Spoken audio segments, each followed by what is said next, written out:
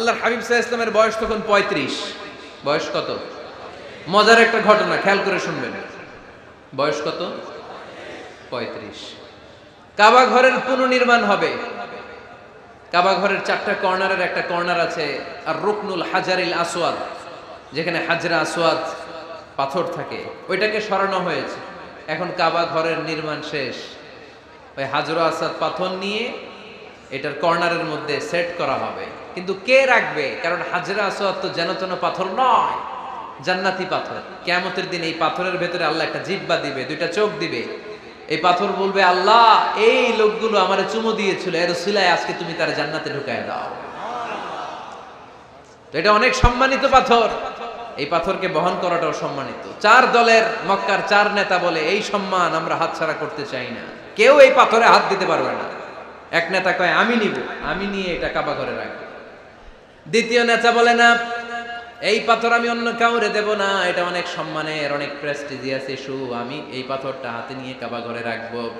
তৃতীয় নেতা বলে না, রক্তের গঙ্গা বইয়ে দেব, কিন্তু এই পাথর কাউরে দেব না। চতুর্থ নেতা বলে না, আমি নেব। কিলাকিলি আছে না নাই? পাথর কয়টা? নেতা কয়জন? ৪ জন। কিভাবে এই সম্মানিত পাথর নিয়ে সেট করবে? কেউ মীমাংসায় যেতে পারে না। এক মুরব্বী বলে, থাক আজকের জন্য এখানেই, সবার মুলতবি, আগামী দিনে এই মসজিদুল হারামের দরজা দিয়ে প্রথম যে ঢুকবে সে সিদ্ধান্ত দিবে। আল্লাহর মেহেরবানি, এর পরের দিন এই পথ দিয়ে ছুটে এসেছে বিশ্বনবী মুহাম্মদ। সুবহানাল্লাহ পড়বেন না? আল্লাহ পড়েন আওয়াজ করে। কামলিওয়ালা নবী প্রথম আসলেন, সবাই খুশি, জামিন রাদিনা বি। আরে আলামিন আসছে, আলামিন আসছে। সবাই বিশ্বনবীকে বললেন এই এই ঘটনা। কেউ তো পাথর ছাড়তে চায় না। পাথর হইল একটা, নেতা কয়টা? এখন কে এই পাথর নিয়ে রাখবে? এই নিয়ে মারামারি। আল্লাহর হাবিব সাল্লাল্লাহু আলাইহি ওয়াসাল্লাম বললেন, যাই হালুম্মা ইলাইয়া সাউবান, একটা কাপড় নিয়ে আসো, আমি এখনই সলিউশন করে দিচ্ছি। সুবহানাল্লাহ নাই? কাপড় নিয়ে আসা হলো। বিশ্বনবী বললেন, কই পাথর? সবাই বলল এই পাথর। আল্লাহর হাবিব সাল্লাল্লাহু আলাইহি ওয়াসাল্লাম মোবারক হাত দিয়ে পাথরটা তুললেন। ৪ নেতারে বললেন, ও ৪ নেতা, কাপড়ের ৪ কর্নারে তোমরা ধরো। ৪ নেতা কাপড়ের ৪ কর্নারের মধ্যে ধরলো। বিশ্বনবী নিজ হাতে পাথরটা নিয়ে কাপড়ের মাঝখানে রেখে দিলেন। এবার বিশ্বনবী আগে আগে যায়। ৪ নেতারে বললেন, ৪ কর্নার ধরে পাথরটারে নিয়ে আমার পেছনে পেছনে আসো। কাবার কাছে যে বিশ্বনবী আবার নিজ হাতে পাথরটা তুললেন, আবার নিজ হাতে কাবার ভেতরে রেখে দিলেন। পড়েন সুবহানাল্লাহ। সম্মান আসলে ৪ নেতার দিকে যায় নাই, সম্মান গিয়েছে বিশ্বনবীর দিকে। এতক্ষণ কাউরে দিবে না, এখন কেউই ধরতে পারে নাই, তারপরেও খুশি। সুবহানাল্লাহ কইবেন না? প্রথমে যে হাজরে আসওয়াদ পাথর ধরছে কে? বিশ্বনবী। কাপড়ে রাখছে কে? বিশ্বনবী। আবার কাপড় থেকে উঠিয়ে হাজরে আসওয়াদের পাথরটারে কাবার ভেতরে ঢুকাইছে কে? সুবহানাল্লাহ কইবেন না? সব সম্মান গেল বিশ্বনবীর হাতে, সব স্টেটাস গেল বিশ্বনবীর হাতে। ৪ নেতা কাপড়ের কিনারা ধইরাই খুশি। এইটাই বলে নেতৃত্বের গুণাবলী। চিল্লায় বলো ঠিক কিনা? কনফ্লিক্ট রিজলভিং অ্যাবিলিটি, বিরোধ নিষ্পত্তি করার কোয়ালিটি থাকা চাই, তবেই তিনি নেতা। কি কারিশমা দেখছেন? What a charismatic leader. এতক্ষণ রক্তের বন্যা বইয়ে দিবে, কাউরে দিবে না পাথর। এখন কেউই ধরতে পারে নাই, কিন্তু স্লোগান দিতেছে জিন্দাবাদ। আসরা নাই? নেতা হইলে এরকম নেতা হইতে হবে। মদিনাতে আউস আর খাজরাজ গোত্রের যুদ্ধ ১২০ বছরে। কয় বছর? কেউ থামাতে পারে না, রক্তক্ষয়ী যুদ্ধ। আল্লাহর হাবিব সাল্লাল্লাহু আলাইহি ওয়াসাল্লাম মক্কা থেকে মদিনায় এসে ৭ দিনের ব্যবধানে ১২০ বছরের যুদ্ধ থামাইয়ে দিলেন। এতদিনে এই গোত্রের লোকের সাথে এই গোত্রের কোনো বিয়ে নাই, এই গোত্রের লোকের সাথে এই গোত্রের কোনো অর্থনৈতিক লেনদেন নাই। বিশ্বনবী যখন আউস খাজরাজের যুদ্ধ থামিয়ে দিলেন, মদিনাতে আনন্দের ধুম পড়ে গেল, নতুন নতুন উৎসবের ধুম পড়ে গেল। সব ভাই ভাই। নেতা হইলে এরকম নেতা হইতে হবে, কোনো মারামারি থাকতে পারবে না সমাজে। চিল্লায় কোন ঠিক কিনা? নেতা আসলেই সমাধান, নেতা আসলেই। সহিহ বুখারীতে একটা কিতাব আছে, কিতাবুস সুলহ, মীমাংসার অধ্যায়। একটা বাব আছে, বাবু কওলিল ইমামি লি আসহাবিহি ইযহাবু বিনা নুসলিহ বাইনাহুম। ইমাম সাহেবের এই কথা যে আমাদেরকে নিয়ে চলো, আমরা মিলাইয়ে দেব, এটা আল্লাহ রাসূল সাল্লাল্লাহু আলাইহি ওয়াসাল্লামের একটা বিখ্যাত ডায়ালগ। ডায়ালগটা কি খেয়াল করে শুনেন। যুদ্ধ মারামারি আর ঝগড়া শুনলেই আল্লাহ রাসূল সাল্লাল্লাহু আলাইহি ওয়াসাল্লাম বলতেন, ইযহাবু বিনা নুসলিহ বাইনাহুম। আরে আমরা আছি তো, আমগরে নিয়ে যাও না, আমরা মিলাই দিব। সুবহানাল্লাহ পড়েন। মারামারি দেখলে বিশ্বনবী মিলায় দিতেন। আল্লাহর হাবিব সাল্লাল্লাহু আলাইহি ওয়াসাল্লাম বলতেন, আলা উখবিরুকুম বিআফদালি দারাজাতিন মিনাস সালাতি ওয়াস সিয়ামি ওয়ান নুসুক, রোজা নামাজ সালাতের চেয়ে বড় একটা সওয়াবের কাজ আছে, ওটা কি আমি তোমাদের বলবো না? সাহাবারা বললেন, সেটা আবার কি? বিশ্বনবী বললেন, ইসলাহু যাতিল বাইন, দুইজন ঝগড়া করতেছে, তুমি ঝগড়া না লাগায় দিয়ে মিলাই দিবা, এর চেয়ে ভালো কাজ হয় না। জোরে কোন ঠিক কিনা? সবচেয়ে শ্রেষ্ঠ কাজ। নোয়াখালীতে আগুন লাগলে আপনারা কি দিয়ে নিবা?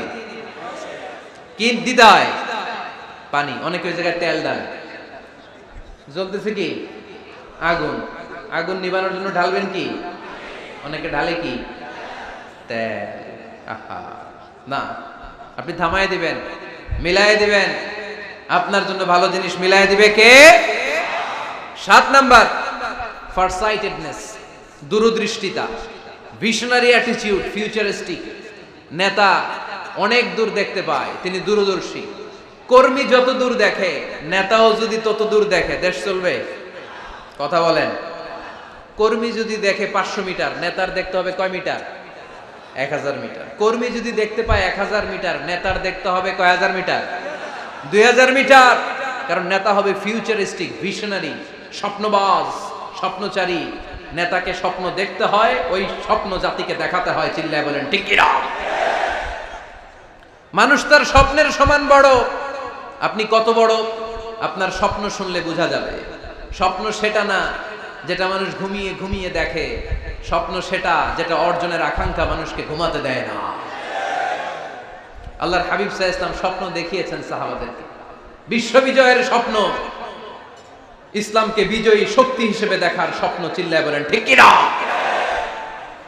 আল্লাহর হাবিব বলতেন, ইন্নাল্লাহা জাওয়ালি আল আরদা ফারাআইতু মাশারিকাহা ওয়া মাগারিবাহা। আল্লাহ তাআলা গোটা বিশ্বটাকে ছোট্ট করে আমার সামনে দেখিয়েছে। আমি ফুটবলের সাইজের এই পৃথিবীর প্রাচ্য পাশ্চাত্য ডানে বায়ে সামনে পেছনে সবটাই দেখেছি। ওয়া ইন্না মুলকা উম্মতি সায়াবলুগু মা জুবিয়ালি। যত দূর আল্লাহ আমারে দেখিয়েছে, তত জায়গায় লা ইলাহার পতাকা পথ করে একদিন উড়বে। কোন একদিন এদেশের আকাশে কালিমার পতাকা উড়বে। সেদিন সবাই খোদাই বিধান পে দুঃখ বেদনা ভুলবে। এটাই আমাদের স্বপ্ন। চিল্লায় বলেন ঠিক কিনা?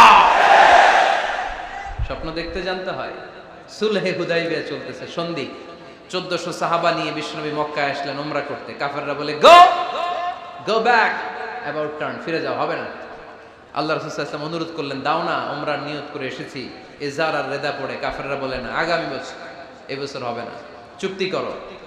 চুক্তির মধ্যে লেখা হলো মা খাদা আলাইহি মুহাম্মাদুর রাসূলুল্লাহ। ঠিক আছে, চুক্তি 10 বছরের, মুহাম্মদ রাসূল সাল্লাল্লাহু আলাইহি ওয়াসাল্লামের পক্ষ থেকে চুক্তি। কাফেররা বলে না, আমরা তো তোমার রাসূলুল্লাহ মানি না। তোমার রাসূলুল্লাহ মানলে তো মা সাদাদনাকা আলা শাই, তোমার সাথে কোনো ঝগড়াই নেই, রাসূলুল্লাহ কাটো। সাহাবীরা তেড়ে উঠলেন। ওমরে ফারুক বলেন, মুখ সামলে কথা বল। সুহাইল ইবনে আমির, তোর জিহ্বাটা আমি টেনে ছেড়ে ফেলবো, সাবধান। আমার নবী শেষ নবী, শেষ রাসূল মুহাম্মদ রাসূলুল্লাহ কাটার ক্ষমতা কারো নাই। আমি ওমর বেঁচে থাকলে কেউ কাটতে পারবে না। বিশ্বনবী বললেন, ওমর সরে যাও, কেটে দাও। সুবহানাল্লাহ কইবেন না? মুহাম্মদ রাসূলুল্লাহ কাফেররা মানে না। কাফেররা কয় তুমি লেখো মুহাম্মদ ইবনে আব্দুল্লাহ, আব্দুল্লাহর বেটা মুহাম্মদ। কারণ মুহাম্মদ রাসূলুল্লাহ যদি এই সন্ধিতে থাকে, চুক্তি তার নিচে আমরা সিগনেচার করি, তার মানে এটাই প্রমাণ হয়ে যায় আমি তোমাকে রাসূল বলে মানি। আমরা কাফেররা তোমাকে রাসূল বলে মেনে নিয়েছি। নো, তোমরা রাসূল বইরা মানলে তো খেলা এখানেই শেষ। কাটো, রাসূলুল্লাহ লেখা যাবে না, লিখতে হবে আব্দুল্লাহর বেটা মুহাম্মদ। কোন সাহাবারা রাজি হয় না। কথা শুনতেছেন? সাহাবারা বলে রক্তক্ষয়ী যুদ্ধ হবে, আমার নবীর নামের পরে রাসূলুল্লাহ লিখতেই হবে। বিশ্বনবী বললেন, কেটে দাও। কারণ সাহাবারা দেখতেছে এতটুকু, বিশ্বনবী দেখে অতটুকু।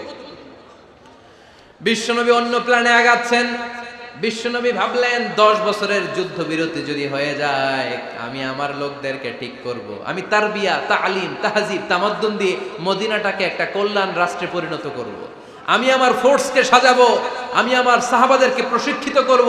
এই 10 বছরের ব্যবধানে আমি গোটা বিশ্বকে ঝাঁকি মেরে কাঁপিয়ে দেব। কিন্তু সাহাবারা পড়ে আছে রাসূলুল্লাহর মধ্যে। সাহাবারা পড়ে আছে কই? সাহাবারা এর চেয়ে বেশি ভাবতে পারতেছে না। সাহাবারা বলে রাসূলুল্লাহ কাটা যাবে না, বিশ্বনবী বলেন কেটে দাও। তার মানে নেতা কর্মী যদি দেখে 500 মিটার, নেতার দেখতে হবে 1000 মিটার। চিল্লায় বলেন ঠিক কি না?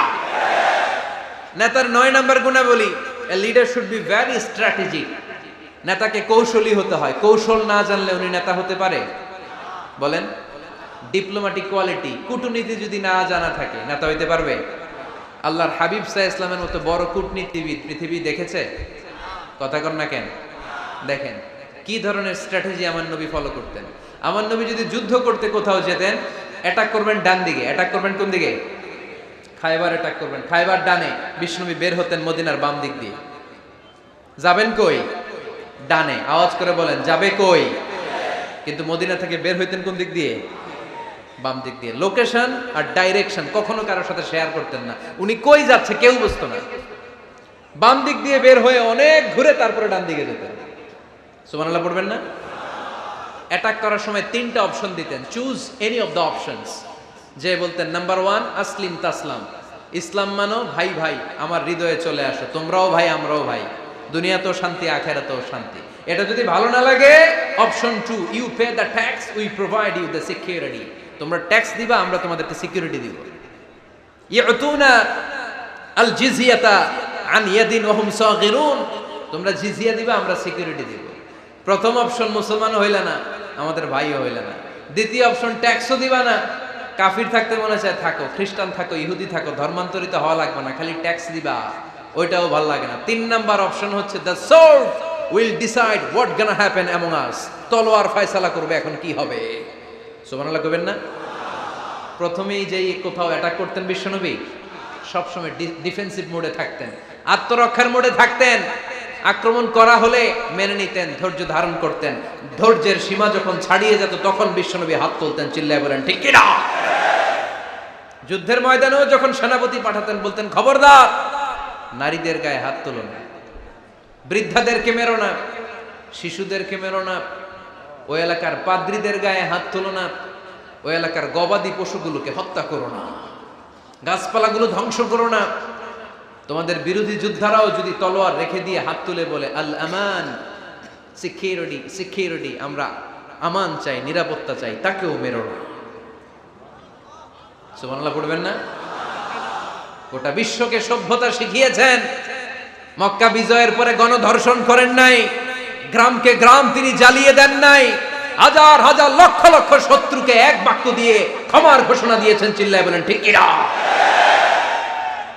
As a father, as a teacher, as a commander, as a leader, as a lawgiver, as a lawmaker, as a reformer of the society, Muhammad is the superman of the world.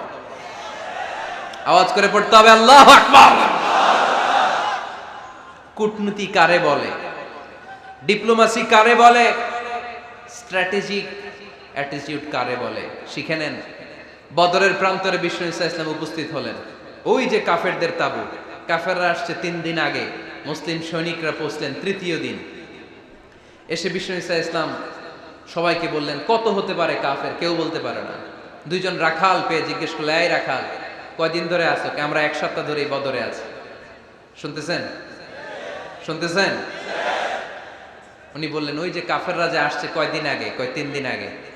3 দিন আগে। কত হবে সংখ্যা? কলু কাসীর, অনেক। কত হইতে পারে? রাখাল 2টা জানি না। আল্লাহ রাসূল সাল্লাল্লাহু আলাইহি ওয়াসাল্লাম চিন্তায় পড়ে গেলেন, কারণ ওনার যুদ্ধে অ্যাটাকের সিস্টেম ছিল শত্রু সংখ্যা কত এটা আমাকে জেনে নিতে হবে। সুবহানাল্লাহ পড়বেন না? অনেক কৌশল হাতড়িয়ে এবার বিশ্বনবী আবার রাখাল 2টাকে ডেকে পাঠালেন, বললেন কাম ইয়ানহারুনা কুল্লা ইয়াউম, ওরা আসার পর থেকে প্রতিদিন খাওয়ার জন্য কয়টা করে উট জবাই করে? এবার ওরা বলল প্রথম দিনে ইয়াউমান তিসআন, প্রথম দিন খাওয়ার জন্য উট জবাই করেছে 9টা। অফিল ইয়াউমি সানি 10, আর দ্বিতীয় দিনে উট জবাই করেছে 10টা। বিশ্বনবী বললেন তাই ইদান আল কওমু মা বাইনা 900 ওয়াল আলফ, তাহলে কাফেররা 900 থেকে 1000 এর মধ্যে হবে। কত ছিল কাফেরের সংখ্যা? বদরের যুদ্ধে কাফেরের সংখ্যা ছিল কত? 1000। কিভাবে নমুনা দেখে আলামত সংগ্রহ করতেন? ওরা কয়টা উট জবাই করেছে, 2 দিনে প্রথম দিন 9টা, দ্বিতীয় দিন 10টা। বিশ্বনবী হিসাব মিলাই ফেললেন যোগ বিয়োগ দিয়ে, কাফেরের সংখ্যা 900 থেকে 1000-এর মধ্যে হবে। হিসেব করে দেখা গেল 1000 সৈনিক এসেছিল সেই বদরের যুদ্ধে। চিল্লায় বলো আল্লাহু আকবার। স্ট্র্যাটেজি জানতে হয় না, তাকে কৌশল জানতে হয়। সর্বশেষ নেতার যে গুণ, এটা বলে শেষ করব, সাকসেশন ম্যানেজমেন্ট। নেতা ভালো নেতা বানায়া যায়, ঠিক কিনা? A good leader produces a good leader. একজন ভালো নেতা তখনই ভালো নেতা যখন সে নতুন করে ভালো নেতা তৈরি করে দিয়ে যায়, ঠিক কিনা? সে যদি নতুন নেতৃত্ব তৈরি করে দিয়ে না যায়, সমাজ চলবে? চলবে?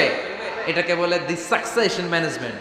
আল্লাহ রাসূল সাল্লাল্লাহু আলাইহি ওয়াসাল্লাম ভালো সাকসেসর রেখে গিয়েছিলেন, এমন কিছু যোগ্য নেতৃত্ব তৈরি করে গিয়েছিলেন, উনার পরে টানা 30 বছর নেতৃত্ব নিয়ে মুসলিম উম্মাহকে 1 সেকেন্ডও ভাবা লাগে না। চিল্লায় বলো মুসলমান, ঠিক কিনা? ভালো নেতা বানায়। নেতা খালি নেতৃত্ব দেয়, উনি কোনো নেতা বানায় নাই। এটা কি নেতা? কথা বলেন।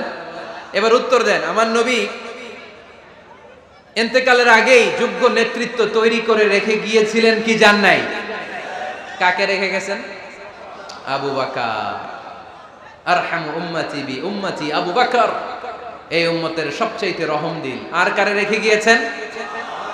ওমর। আশাদ্দুহুম ফি আমরিল্লাহি ওমর। আল্লাহর জমিনে আল্লাহর দ্বীন বাস্তবায়নে সবচেয়ে কঠোর ছিল ওমর। ওনার ক্যারেক্টারিস্টিক এমন ছিল, কথার আগে হাত চলতো, জোরে কোন ঠিক কিনা? আল্লাহর হাবিব সাল্লাল্লাহু আলাইহি ওয়াসাল্লাম বলতেন, লা নাবিয়্যা বা'দি ওয়ালা রাসূলা। আমার পরে নবীও নাই, রাসূলও নাই, তবে লাউ কানা বা'দি লাকানা ওমর। আমার পরে যদি নবী হওয়ার যোগ্যতা কারো থাকে, আমার ওমরের সেই যোগ্যতা আছে। প্রভু তুমি বলেছো রাসূল দেবে না, বলনি দেবে না ওমর, বলনি দেবে না হামজা তারি, খালিদ বিজয় সমর। প্রভু তুমি বলেছো রাসূল দেবে না, বলনি দেবে না ওমর, বলনি দেবে না হামজা তারি, খালিদ বিজয় সমর। প্রভু তুমি বলেছো রাসূল দেবে না। সুবহানাল্লাহ পড়েন।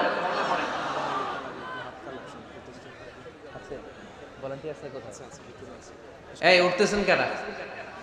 হ্যাঁ, উঠলেন কেন? এই 2 ঘন্টা ওয়াজ শোনার পরে শেষ বেলায় আপনারা উঠে যাবেন না? বিশৃঙ্খলা আমি দেখতে চাই না। একটা লোক প্যান্ডেলে আওয়াজও করবে না, উঠতেও পারবে না। আমার নবী নিজেও ছিলেন শ্রেষ্ঠ নেতা, রেখেও গিয়েছেন শ্রেষ্ঠ নেতা। চিল্লায় বলেন ঠিক কিনা?